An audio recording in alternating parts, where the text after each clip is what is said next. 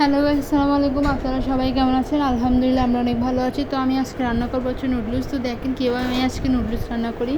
তো প্রথমে চুলায় আমি এবার একটা হাঁড়ি বসে দিয়েছি। হাঁড়িটা গরম হওয়ার সাথে পরিমাণ মতো তেল দিয়ে দিয়েছি। এবার পরিমাণ মতো তেল দেওয়ার পর তেল যখন একটু সামান্য গরম হয়ে আসবে তখন আমি দিয়ে দিব পেঁয়াজ কুচি। তারপর পেঁয়াজ কুচি দেওয়ার পর একটু ভালো করে নেড়ে চেড়ে নেব। তারপর দিয়ে দিব হচ্ছে কি 1 টেবিল চামচ আদা বাটা, 1 টেবিল চামচ রসুন বাটা দেওয়ার পর তারপর দিয়ে দিব হচ্ছে গাজর। তো গাজর কুচি আমি দিয়ে দিলাম। দেওয়ার পর একটু ভালো করে নেড়েচে নিচ্ছি। পেঁয়াজের সাথে তো এগুলো একটু ভালো করে সিদ্ধ করে নিয়ে মিশিয়ে একটু ভালো করে নেড়েচে নিচ্ছি। আর চুলার আঁচটা মিডিয়াম করে রাখছি যাতে এগুলো পুড়ে না যায়। তো দেখেন আমি এখানে আরও কী দিই।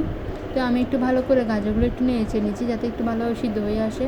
তো দেখতেছেন গাজরগুলো একটু হালকা সিদ্ধ হয়ে আসে। তারপর দিয়ে দিব আমি টমেটো কুচি আর কাঁচামরিচ কুচি। তো টমেটো কুচি আর কাঁচামরিচ কুচি দেওয়ার পর একটু ভালো করে নেড়েচে নিচ্ছি যাতে এগুলো একটু হালকা সিদ্ধ হয়ে আসে। তো দেখতেছেন একদম ভালো করে নেড়েচে নিচ্ছি।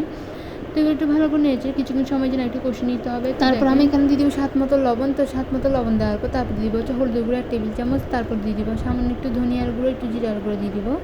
তো দেওয়ার পর একটু ভালো করে নেড়েচে নিচ্ছি। তো দেখতেছেন একদম ভালো করে নেড়েচে নেওয়ার পর একটু মশলাগুলো একটু মিক্স করে নিচ্ছি। কিছুক্ষণ সময় যেন মশলাগুলো একটু কষিয়ে নিব। তো চুলার আঁচটা আমি বড় করে রাখছি একদম যাতে এগুলো ভালো হয়ে আসে সেজন্য। তো বড় করে রাখছি যাতে এগুলো ভালো হয়। তারপর দিয়ে দিব আমি এখানে এক টেবিল চামচ সয়া সস। তো 1 টেবিল চামচ সয়া সস দেওয়ার পর একটু ভালো করে নেড়েচে নিচ্ছি। তো দেখতেছেন একদম ভালো করে নেড়েচে নেওয়ার পর তারপর হচ্ছে দেখতেছেন এগুলো একটু ভালোভাবে কষানো হয়ে আসছে তখন আমি এখানে তারপর দিয়ে দিব হচ্ছে ডিম। তো ডিম দেওয়ার পর আমি একটু ডিমগুলো একটু ভালো করে নেড়েচেড়ে মিক্স করেছি। তো দেখতেছেন একদম ভালো করে নেড়েচেড়ে ভালোভাবে মিক্স করেছি। তো এভাবে ভালো করে নেড়ে নেওয়ার পর তারপর দিয়ে দিব হচ্ছে নুডলসগুলোকে আমি আগে থেকে সিদ্ধ করে নিয়েছি। তারপর নুডলসগুলো এখানে দেওয়ার পর একদম মশলার সাথে ভালো করে নেড়েচেড়ে মিক্স করে নিয়েছি। তো একদম ভালো করে নেড়েচেড়ে মিক্স করে নেওয়ার পর একদম ভালো করে দেখবেন হয়ে আসছে আমার রান্নাটা। তো কার এরকম নুডলস ডিম দিয়ে খেতে ভালো লাগে তারা কিন্তু অবশ্যই কমেন্ট করে জানাবেন। আমার তো নুডলস অনেক প্রিয়, তাই বাসায় রান্না করছি আপনার সাথে শেয়ার করলাম এই আর কি। তো নুডলসগুলো একটু ভালো করে নেড়েচেড়ে মিক্স করে নিচ্ছি। তো হয়ে গেছে আমার রান্নাটা নুডলস।